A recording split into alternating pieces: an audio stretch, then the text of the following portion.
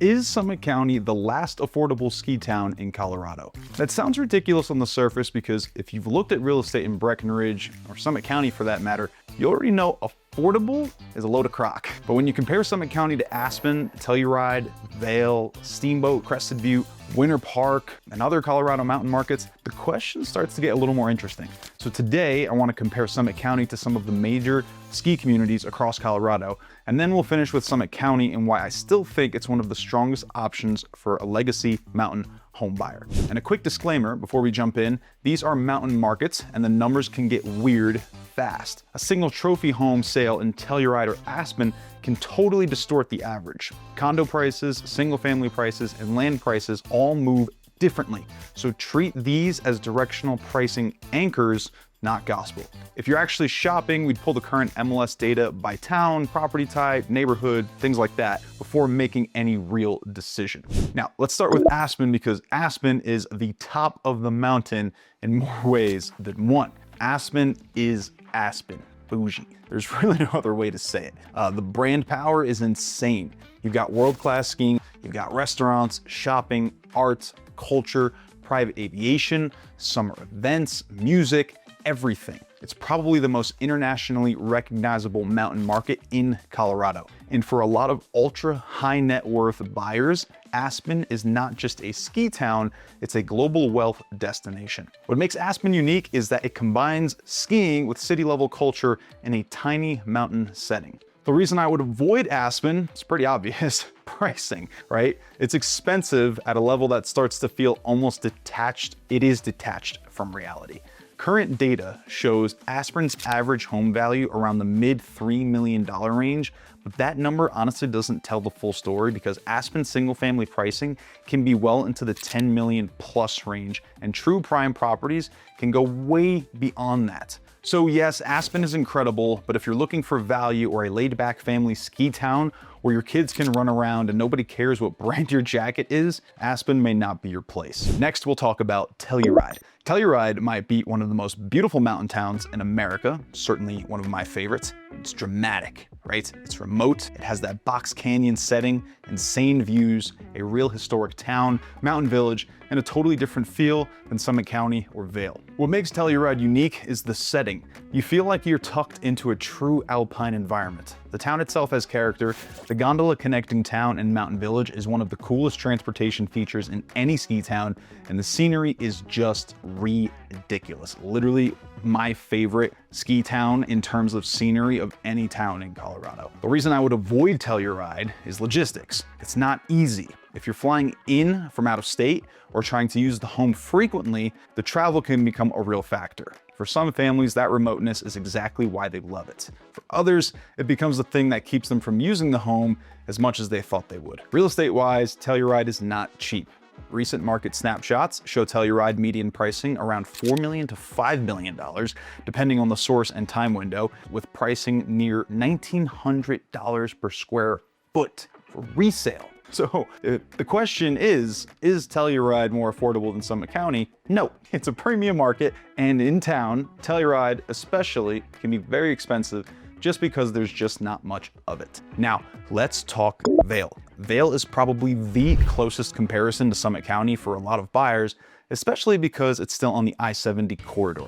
Vail is polished, iconic, international, and the ski mountain is massive, over 5,000 acres. The back bowls alone are enough to make people fall in love with it. That's why I fell in love with it. What makes Vail unique is the scale of the resort and the European village experience. Vail Village and Lion's Head have that alpine architecture, strong dining, luxury shopping, high-end hotels, and the whole thing feels intentionally designed. If you want a global resort experience but still want to be in Colorado, Vail is extremely hard to beat. The reason I would avoid Vail is that you're paying for that global resort experience, and some buyers don't actually want that much polish. Pricing in Vail depends heavily on whether we're talking Vail Village, Lion's Head, East Vail, West Vail, or the broader Vail Valley. Recent Redfin data showed Vail's median sale price around $1.5 million over a recent 3-month window, and Zillow has shown average home values closer to the $1.7 million range. But core Vail Village and Lion's Head luxury product can go way higher. So Vail can look more approachable in a broad market statistic, but once you zoom into the areas that most luxury buyers actually want, the numbers start climbing incredibly fast. Now, Steamboat. Steamboat is interesting because it has this real Western ranching identity mixed with a major ski resort. Literally, the locals call it a cowboy town with a ski problem. It doesn't feel like Vail, it doesn't feel like Breck. It has its own thing going on. What makes Steamboat unique is the cowboy ski town mix. You get the resort, but you also get ranch culture, the Yampa Valley, hot tubs, tubing the river, and a town that feels a little less like it was built only around the tourists. The reason I would avoid Steamboat is distance and the fact that it's not quite as easy to use for quick trips from Denver or out-of-state travel. It's improving and it's getting more luxury attention, but compared to Summit County, it is definitely more of a commitment. Pricing-wise, Steamboat has moved up a lot. Some recent data shows all home median pricing around the $1 million to $1.5 million range, depending on the time window and property mix.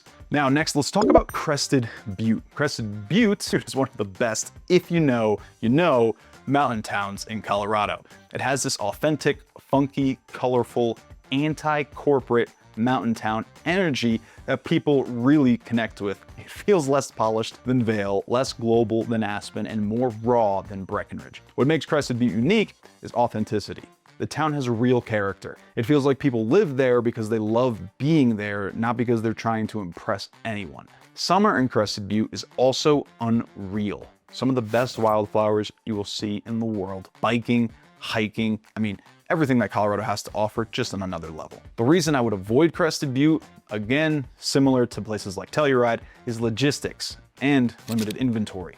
Pricing has also climbed. Recent Redfin data showed Crested Butte's median sale price around $1.49 million over a recent 3-month period, and a local reporting showed broader sold median pricing around the $795,000 level, with single-family medians over $2 million. Single-family pricing can be significantly higher.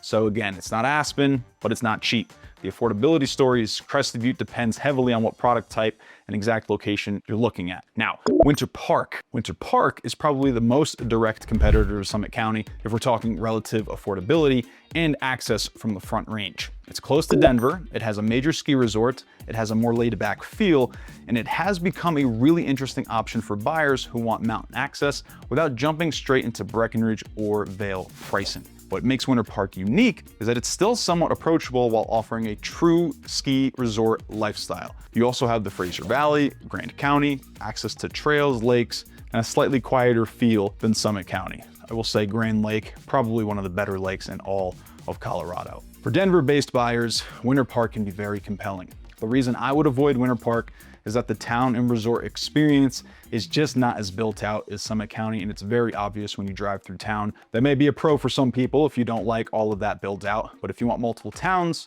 multiple ski resorts, tons of restaurants, Winter Park, it's just gonna feel smaller. Pricing is super competitive. Redfin showed Winter Park's recent median sale price around $839,000. I think that was the first one under $1 million. Woohoo! While Realtor.com showed median listing pricing around $1.2 million. So Winter Park may actually be one of the few major ski markets that can compete with Summit County on pricing, and in some cases it may undercut depending on what you're buying. But the trade-off is lifestyle depth. Summit County gives you way more variety. Now, let's go southwest and talk about Durango and Purgatory. This is a totally different Colorado experience. Durango has more of a southwest, four corners, college town, river town, mountain town feel. Purgatory is the ski resort just up the road, and the whole lifestyle is less about being in a polished luxury ski ecosystem and a different pace. What makes Durango and Purgatory unique is the lifestyle diversity. You're close to skiing, but you're also close to desert, river, mountain biking, Mesa Verde, the train, Southwest Colorado culture. It feels less like luxury ski village and more like adventure base camp. The reason I would avoid it for a legacy ski home is that Purgatory is not Breckenridge, Vail, Aspen, or Telluride from a resort infrastructure standpoint. If you want world-class base area luxury, tons of dining, and a deep ski town real estate market, Durango and Purgatory are just gonna feel a lot smaller. Pricing can be much more approachable though. Purgatory area condo pricing can start around $300,000 to $500,000 range, and one resort focus snapshot showed a Purgatory area listings with a median list price around $714,000. So if the goal is simply own near skiing in Colorado, this can be a much lower entry point than Summit County. Now, Silverton. Silverton is not for everybody, and that's exactly why some people love it. It's raw, rugged, remote, historic, and intense. If you're into true big mountain skiing, backcountry energy, old mining town character, and a place that has not been overly polished, Silverton is incredibly unique. What makes Silverton unique is that it still feels wild. This is not a luxury resort village. It's not trying to be. It's a place for people who want authenticity, ruggedness, and access to some very serious mountain terrain. The reason I would avoid Silverton is exactly the same reason some people love it. It is remote and rugged. If you want easy access, polished services, luxury dining, and predictable ownership, Silverton's probably not your fit. Pricing is much more approachable than big name ski towns. Zillow showed Silverton's average home value around $538,000 with the median price per square foot around $398. So from a pure real estate price standpoint, Silverton can look affordable. But affordability is not the whole story. The lifestyle is the filter. Now, kind of downplaying this, but Silverton is removed, like very removed. Like sometimes the highways will close down and you won't be able to get into or out of Silverton. Great thing is that this keeps a lot of people away from the town. So if you want some epic backcountry skiing, Silverton is the place to go. But yeah, it's removed. Now let's talk Monarch and the Salida Buena Vista area. This is another interesting one because Monarch is not a luxury resort in the traditional sense. It's smaller, more local, and more approachable. Salida and Buena Vista have grown a ton as lifestyle towns, and they offer rafting, biking, hiking, hot springs, access to the collegiate peaks, and a very strong outdoor culture. The rafting is, bar none, some of the best. The reason I would avoid it as a luxury legacy ski home buyer is that it doesn't deliver the same resort infrastructure. You're not buying into Vail style dining, Breck style walkability, or Aspen style luxury. You're buying a more laid back adventure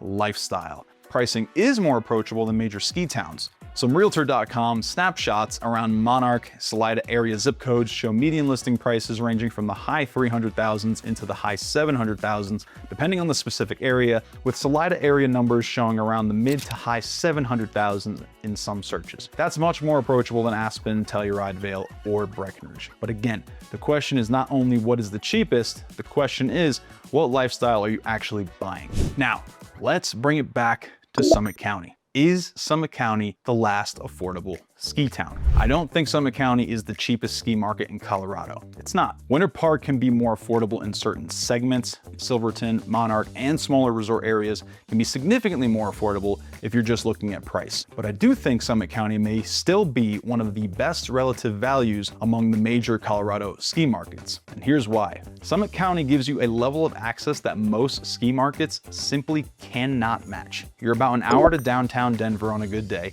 depending on where you are in the county, traffic, weather, and the tunnel. That matters, obviously. For second home buyers, legacy homeowners, and out-of-state families, ease of use is everything. If the home is easy to get to, use it more. And if you use it more, the investment makes more emotional sense. Then there's the ski access. Summit County has Breckenridge, Keystone, Copper Mountain, Arapahoe Basin, Vail, and Beaver Creek are also just down the road, 20 minutes to an hour depending on traffic. So depending on where you are, you have access to more skiing than almost anywhere else in Colorado without needing to fully relocate your life around one resort. That is a huge deal. You're not just buying one mountain, you're buying a ski ecosystem. Then you have the towns. Breckenridge gives you historic Main Street, restaurants, events, ski town energy, and the iconic Colorado feel. Frisco gives you the central base camp, Main Street charm, marina access, and easy movement around the county. Dillon gives you the lake, one of the best amphitheaters in the world, and views. Silverthorne gives you newer development, outlet shopping, restaurants, access to the Blue River for fly fishing, and some incredible residential neighborhoods. Keystone gives you ski access, newer luxury momentum with Kindred finally getting their certificate of occupancy, and a more resort-driven feel. Copper gives you that self-contained ski village experience and is usually considered a local favorite here in Summit County. It's definitely my favorite ski resort here in Summit County. That variety is so hard to beat. And then you have the trail access. Summit County is called Colorado's playground for a reason. Official Summit County sources talk about more than 100 trailheads and local trail portals, 41 miles of paved rec path, roughly 100 miles of natural surface trails, and 50 miles of dirt roads. The Dillon Ranger District, which overlaps heavily with Summit County and makes up about 75% of the land in the county, includes more than 450 miles of trails, 2 wilderness areas, 4 ski areas, and 62 peaks over 13,000 feet. The outdoor access here is absurd. You can ski in the morning, bike after work, paddleboard on Dillon Reservoir, hike with the dog, go to a concert, and do it all within one county. That is the value proposition. Summit County is not cheap. Current Summit County data shows the average residential sale price around $1.5 million, single family homes in the low to mid $2 million range on average, multifamily properties around $1 million, and vacant land around $1.5 million based on my most recent MLS data. Summit County may not be the cheapest ski market, but it may be the most complete major ski market for the money. And for a legacy buyer, that matters more than just the headline price. Because if you buy a cheaper home in a place that your family barely uses, did you really save any money? That's the question. If your family buys in Summit County and actually uses the home all winter, comes back in the summer, hosts friends, builds traditions, learns the town, and creates that rhythm year after year, then the value starts making sense. So is Summit County the last affordable ski town? Maybe not literally, but among the major Colorado ski markets, I think Summit County is still one of the best lifestyle to price ratios in the state. And that is why I would put it at or near the top of the list for buyers who want a real Colorado Mountain Legacy home without jumping straight into Aspen or Telluride pricing. So if you're comparing Summit County to Vail, Aspen, Telluride, Steamboat, Crested Butte, Winter Park, or one of the smaller ski towns, call, text, or email me. We'll look at the numbers, but more importantly, we'll talk through how your family actually wants to use the home, because the right ski town is not always the cheapest one. Also, just before we go, I do work with Liv Sotheby's International Realty, and we have offices across the entire state of Colorado and around the world for that matter, in all different types of markets. But if you're looking at Colorado and you're thinking, Anthony, could you help me in Telluride? Could you help me in Aspen? Could you help me anywhere in the state? The answer is yes. I have somebody on my team who will be able to help you. And we're talking Sotheby's International Realty. So these are full-time real estate agents, and they are true advisors, and they're the best at what they do. So you can be sure that you're getting the best service out there because a lot of real estate agents today, you know. So thank you guys for watching the video, and I'll see you in the next one.